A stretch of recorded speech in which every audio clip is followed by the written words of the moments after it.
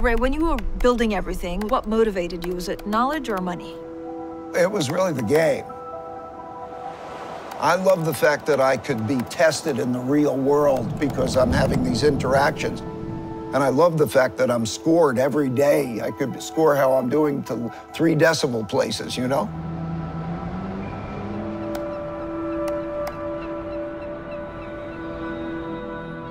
Showtime. Ray Dalio built one of the world's biggest hedge funds.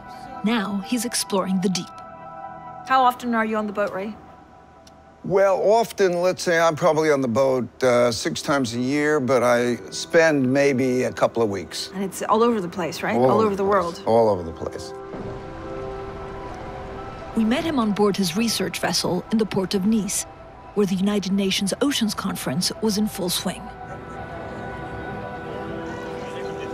At events like these, world leaders, NGOs, big business, and stakeholders gather to raise awareness and address the urgent needs of our waters.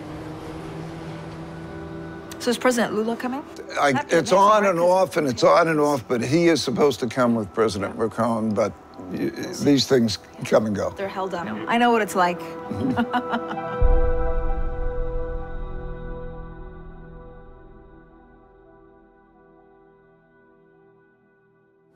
I love mistakes. I love problems, because I think all of that is part of the process. It's the way you learn. So we're at a critical time, and I want to again give you my perspective. Ray Dalio is famous and prolific. As you might know, my objective at this stage of my life is to pass along the principles, perspectives, and tools that have helped me. He founded Bridgewater Associates, a hedge fund that consistently ranks amongst the largest in the world. Bridgewater's growth led Dalio to write The Principles in 2017 and propelled him into the mainstream. In recent times, he's become, well, a bit of an influencer. Whatever success I've had in life has had to do more with my knowing how to deal with not knowing than anything I know. Ray Dalio, thank you so much for joining us. Thank you for joining me here I know, on Ocean X. Beautiful boat. Ray, talk to me a little bit about your childhood. Where did you grow up? What was your neighborhood like? I grew up on Long Island. My neighborhood was a bunch of houses next to each other, pretty small houses. So it was not a big place. And do you remember your first job? Yeah, well, my first job was a paper route. And then I would shovel snow on driveways.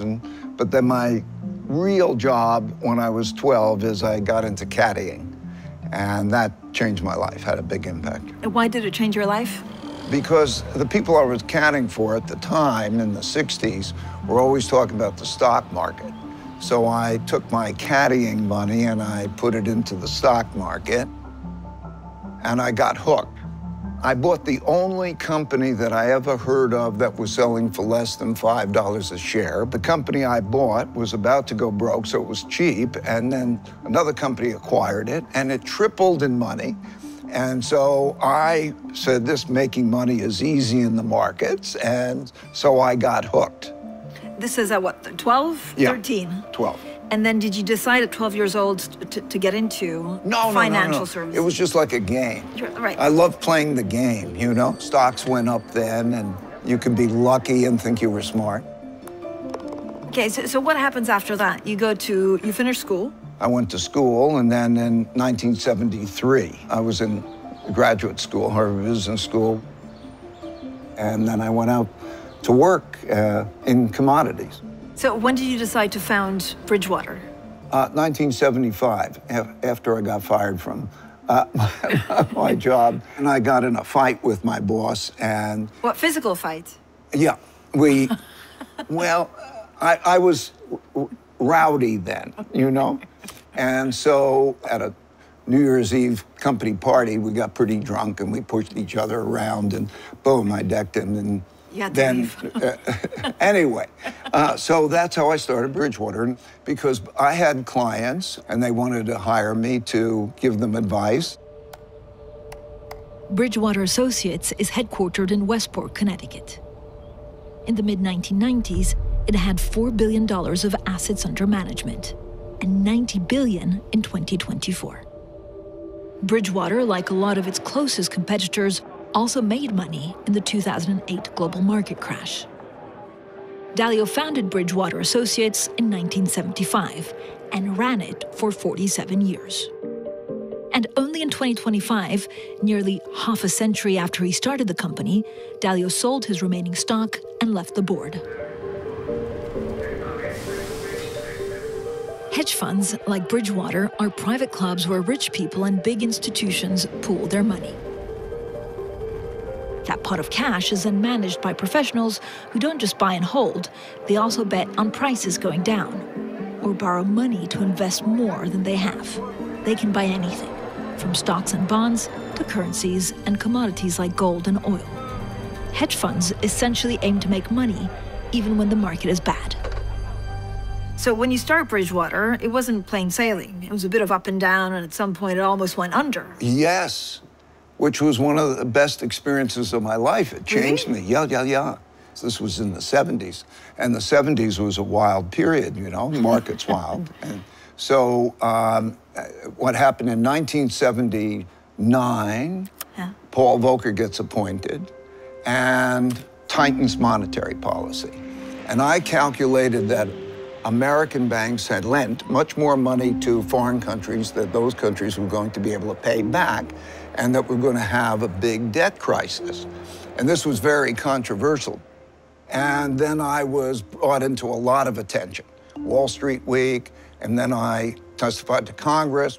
It's a great pleasure and a great honor to be able to appear before you in examination with what is going wrong with our economy. The economy is now flat, teetering on the brink of failure. I can say with absolute certainty that if you look at the liquidity base in the corporations and the world as a whole, that there's such a reduced level of liquidity that you can't return to an era of stagflation. And I couldn't have been more wrong. That was the exact bottom in the stock market. And I didn't really understand enough the impact of easing and so on. So I lost money for me, I lost money for clients. I was so broke that I had to borrow $4,000 from my dad to take care of my family and so on. So it was most painful experience that I could imagine. And it was really the best experience for me because I really learned humility, you know? I started to think of myself, how do I know I'm right? It created an open-mindedness. I wanted to find the smartest people I could who would disagree with me to stress test my thinking. But as some people struggle to lead, right? They want to lead by consensus. And I don't know whether it's a likability problem. I think it's the balance. That's very true. There's a balance between autocratic leadership and democratic leadership. I don't believe either of those work, okay? The autocratic leader is the person who believes that they have all the answers and just follow my instructions, and I don't believe that works because they don't know enough, and also they're not having the people with them. I don't think democratic leadership works, like you take a survey or something, and so I believe an idea meritocracy works. I had a process of what we call believability-weighted decision-making. For a variety of reasons, we collected a lot of data on people, and they each rated each other and so on, and we would get a good sense that in this area and that area, that person's particularly strong and less so. With Dalio at the helm, nearly a quarter of all new hires wouldn't make it past the first 2 years. Dalio spearheaded a unique corporate culture of radical transparency that is not for everyone. Since his departure, Bridgewater has dialed it back. As chief executive and in life, Dalio believes we're all blind in different ways. So when he ran Bridgewater, Dalio encouraged his employees to give the most honest, open, transparent, and brutal critiques of each other. Everything had to be out in the open. Under Dalio, employees used an app called the Dot Collector to measure each other's strengths and flaws in real time, all the time. The Dot Collector collects these views. They simply note the attribute and provide a rating from 1 to 10. Different people are always going to have different opinions. It's given us more effective work, and it's given us more effective relationships. But radical transparency or radical truthfulness can also hurt. Have you had any regrets where you were too transparent or too truthful with people close to you? It can always be a challenge. Yes, it depends on the person. It's almost like touching a nerve. What I call it is tough love. It's tough love. Yeah. Let's say you have a player on a team, okay, and he's got an issue. Okay, are you going to let it go, or are you going to deal with it? If you're going to have an effective team, you have to deal with it, right?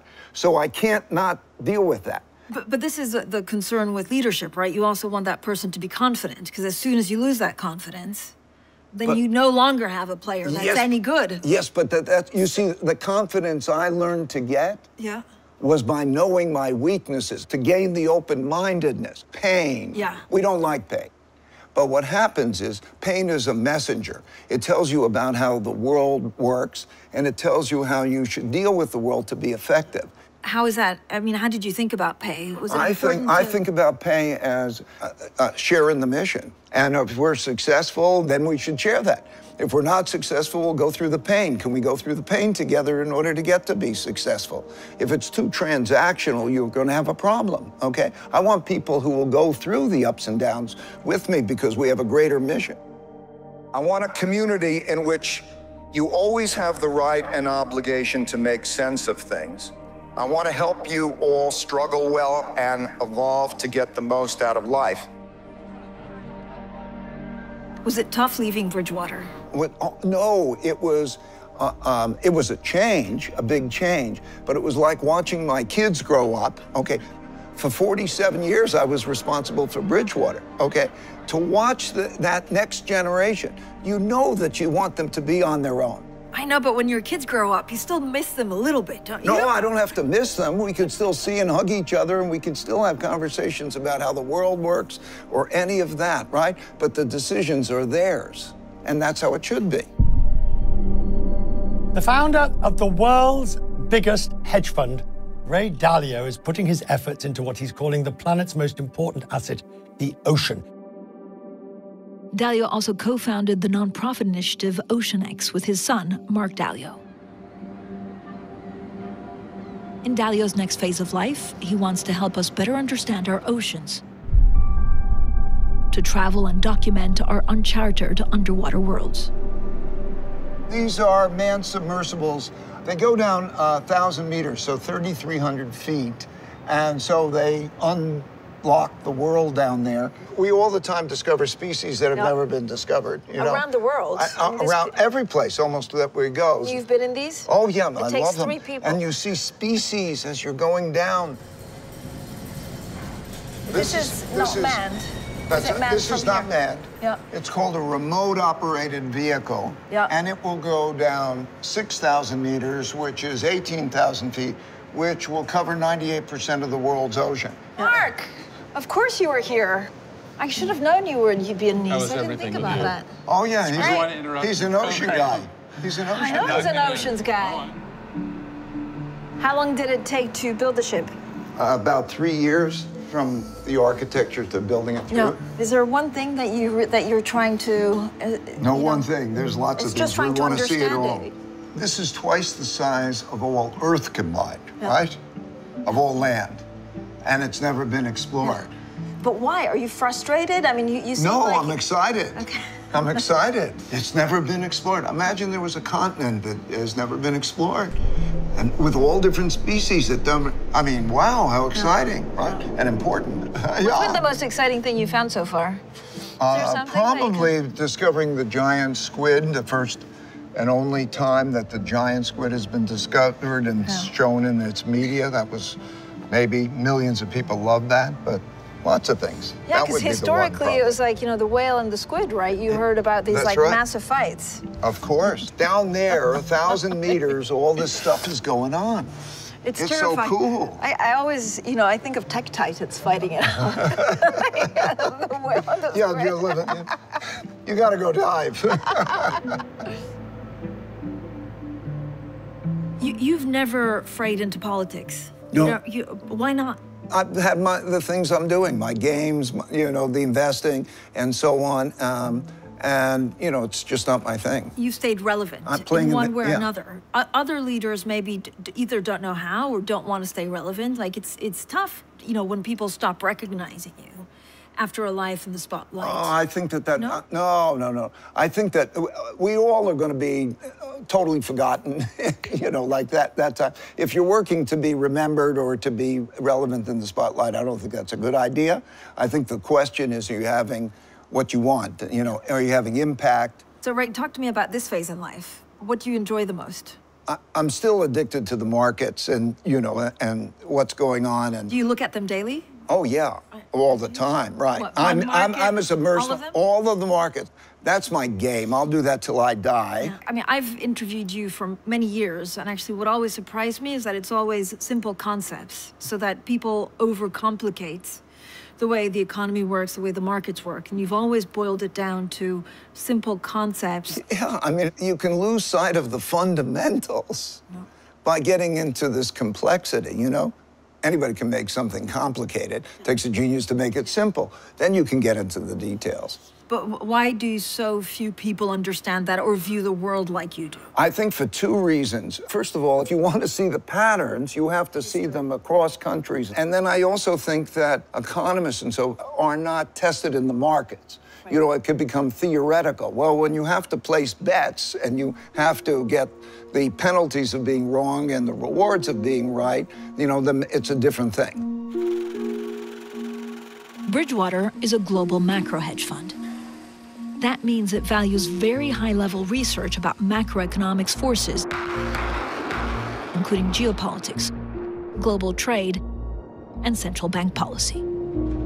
It's up there with prominent hedge funds with macro trading roots like Brevin Howard and Rocos Capital Management.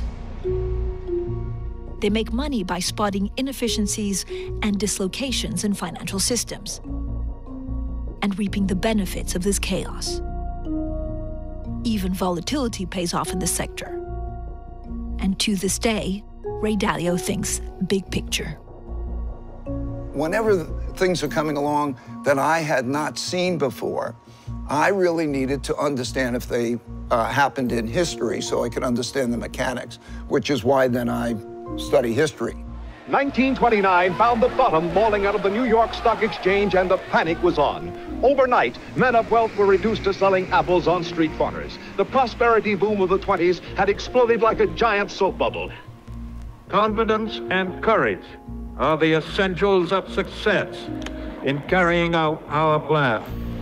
It was so enlightening. I understood the Great Depression and I understood the 30s. And because of that type of research, I was able to anticipate the 2008 financial crisis and the European debt crisis from 2010 to 2015. I wouldn't have if I didn't study that period. But Ray, I find it amazing because actually the financial system has changed so much. There's so much more of it. So you think that basically it's patterns, that human behavior is always human behavior. But there's also a dynamic about debt. When debt and debt service rise relative to your income, it's like plaque in the arteries that then begins to squeeze out the spending. And also because one man's debts are another man's assets. If those don't give a good real return, they will sell. So there's a dynamic that we're facing today in which that's happening to the government. It's squeezing out the debt service. But so, right, you believe that human nature, no matter at which point in history, almost repeats itself, right? So it could be civil unrest. Well, we talk about populism, that there are patterns that you can see over the last, 2,000 years. Yes, but that's not just a belief. It's an understanding of the cause-effect relationships, the mechanics that show over repeatedly. Right, talk to me about the 5 forces that you see shaping the world. Throughout history, these same 5 forces work together to shape the world. The first is the money, debt, markets, economy force. You know, debt increases relative to GDP, that whole dynamic. Okay, money. Yeah. The second is internal order and disorder, conflict. So that what happens is when there are larger wealth gaps and values gaps, then there are greater conflicts and that dynamic. The third dynamic is geopolitics, the international world order. How does it operate? So since 1945, for most of it, we've been in the United States-led multilateral world order. Now we're having a unilateral world order with greater conflict. Number 4, acts of nature. Droughts, floods, and pandemics have killed more people than wars and toppled more orders. So that's certainly an important influence, particularly related to climate. And number 5, over long periods of time, the biggest influence is man's learning, particularly of new technologies. So these forces interrelate with each other, you know? The international creates defense expenditures and technologies change everything. But, right, all the 5 forces are being disrupted. Do you worry that this is even more unsettling than in previous cycles? The previous cycles were pretty unsettling, you know. If you take the most analogous period, I would say we're in a period that's quite like 1937, 38. You have a debt issue. Yeah. You have the internal conflicts of wealth and how things should be run. Disorder existed. 4 democracies stopped being democracies. So we're in a period that's very much analogous. That's plenty to worry about. Of course it can be worse. Right. Because our power to hurt each other has never been greater. I hate asking this because I don't like throwing around the world war, but, you know, could we be close to another world war? We're in wars, okay? There is a financial money war, there's a technology war, there's geopolitical wars, and there are more military wars. And so we have a civil war of some sort, which is developing in the United States and elsewhere, where there are irreconcilable differences. So how do you see it being settled? Actually, where do you see the U.S. going? Does it get settled? Does it either we will rise above it and realize that our common good is going to necessitate us dealing with it so that what works for most people is going to work. I think that's a little bit idealistic. I have to be a practical person. And I would say that I think that these conflicts will become tests of power by each side. But, right, will it really test institutions, and will it change America forever, what the U.S. actually stands for? Of course, it's been changed. And in history, we have to recognize that all orders have come to an end, and then there's a new order, and there's a challenge. So I have a principle. If you worry, you don't have to worry. And if you don't worry, you need to worry. Because if you worry, then you will take care of what you're worrying about, and you make it not happen. And if you don't worry, I believe that if we don't worry about these things, then we have greater risks. Right, thank you so much for your time today. Thank you.